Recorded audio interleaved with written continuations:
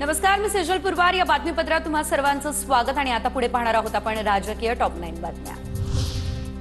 सुनेत्रा पवार राष्ट्रवादी काँग्रेसच्या नव्या राष्ट्रीय अध्यक्ष प्रफुल्ल पटेल यांच्याकडून सुनेत्रा पवारांच्या नावाची घोषणा. एकमताने सुनेत्रा पवारांची राष्ट्रीय अध्यक्षपदी करण्यात आली निवड. दादांची जागा कोणीतरी घ्यावी अशी सर्वजण मागणी करत होते. सर्वजण अस्वस्थ झालेले. सर्वांनी मला विनंती केली. सर्वांचा आदर बाळगला आणि मी राष्ट्रीय अध्यक्षपद स्वीकारलं. सुनेत्रा पवार यांचे हे विधान. सुनेत्रा पवारांची पत्रकार परिषद सुरू होण्याआधी नेत्यांची चर्चा व्हायरल. दादांजवळ जाण्याची कधी संधी दिली नाही, आता वहिनींजवळ तरी जाऊ द्या. नाव न घेता सरोज आहिरेंचं प्रफुल्ल पटेल आणि सुनील तटकरे यांच्याकडे बोट. राष्ट्रीय अध्यक्षपदी झाल्यानंतर सुनेत्रा पवारांची पहिलीच पत्रकार परिषद प्रफुल्ल पटेल तटकरेंनी गुंडाळली. पत्रकार उलटेपालटे प्रश्न विचारतील तेव्हा त्यांना मनस्थिती ठीक नाही असं सांगा. पत्रकार परिषदेआधीच कुजबुज व्हायरल. पार्थ पवारांच्या नावाची राज्यसभेसाठी घोषणा. पार्थ पवारांचा राज्यसभेवर पाठवणार प्रफुल्ल पटेल यांची माहिती. सुनेत्रा पवारांची राष्ट्रीय अध्यक्षपदी निवड होताना पार्थ पवार गैरहजर. अजित पवार यांच्या विमान अपघाताप्रकरणी तपासात अनेक गोष्टी आल्यासमोर. कुणी कट रचलाय का याचा तपास सुरू. सीआयडी अधिकाऱ्यांचं हे सूचक विधान. रोहित पवार हे आज राज ठाकरे यांची भेट घेणार. सकाळी 11 वाजता राज ठाकरेंच्या शिवतीर्थ निवासस्थानी ही भेट होईल. अजितदादांच्या विमान अपघाताच्या प्रश्नावर चर्चा करणार असल्याची माहिती.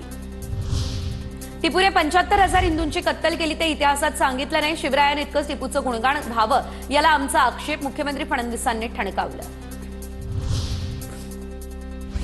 हर्षवर्धन सपकाळ यांच्या टिपू सुलतानवरील वक्तव्याचा एकनाथ शिंदेंनी घेतला समाचार. सपकाळ शिवरायांची तुलना टिपू सुलतानसोबत करतात. औरंगजेबाचं उदात्तीकरण कोणी केलं, शिंदेंचा सवाल. शिवरायांबाबत आम्ही कधीही मतांचं राजकारण केलेलंच नाही, शिंदेंचं हे वक्तव्य.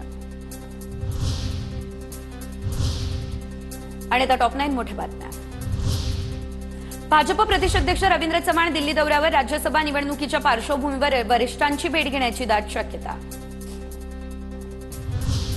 दाओसमध्ये झालेल्या करारावरून विरोधकांनी केलेल्या टीकेचा फडणवीसांकडून समाचार. पुढच्या दौऱ्यावेळी आदित्य ठाकरेंना दाओसला नेणार फडणवीसांचा टोला. राज्यातील व्यावसायिक घेऊन दाओसमध्ये गेले आदित्य ठाकरे यांची ही टीका.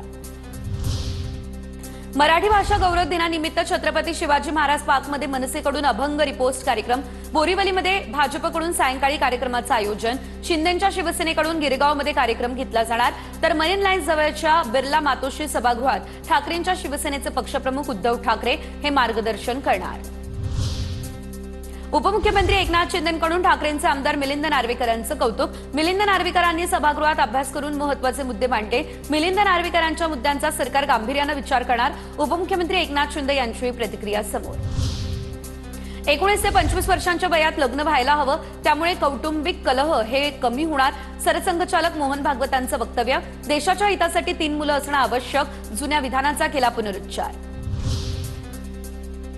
हिंदी सक्तीच्या मुद्द्यावरून फडणवीसांचा ठाकरेंवर निशाणा. हिंदी सक्तीचा निर्णय उद्धव ठाकरेंचाच, फडणवीसांचं वक्तव्य.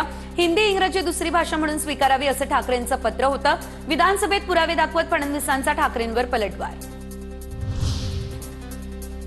किसान सभेच्या लॉंग मार्चचा आजचा 4था दिवस. तिसऱ्या दिवशी संगमनेरमधील निर्जनेश्वर या ठिकाणच्या महादेव परिसरात आंदोलक मुक्कामी. तर आज सकाळी मोर्चा पालकमंत्री राधाकृष्ण विखे पाटील यांच्या लोणी गावाकडे कूच करणार. मुंबई महापालिकेच्या सभागृहात भाजप, शिवसेना आणि काँग्रेसचे नगरसेवक एकमेकांविरोधात आक्रमक. काँग्रेस नगरसेवक हैदर अली शेख यांनी मांडलेल्या सूचनेवरून वाद झाला. बीएमसीच्या शाळा, खासगी संस्था आणि स्वयंसेवी संस्थांना दत्तक देण्याचा मुद्दा गाजला.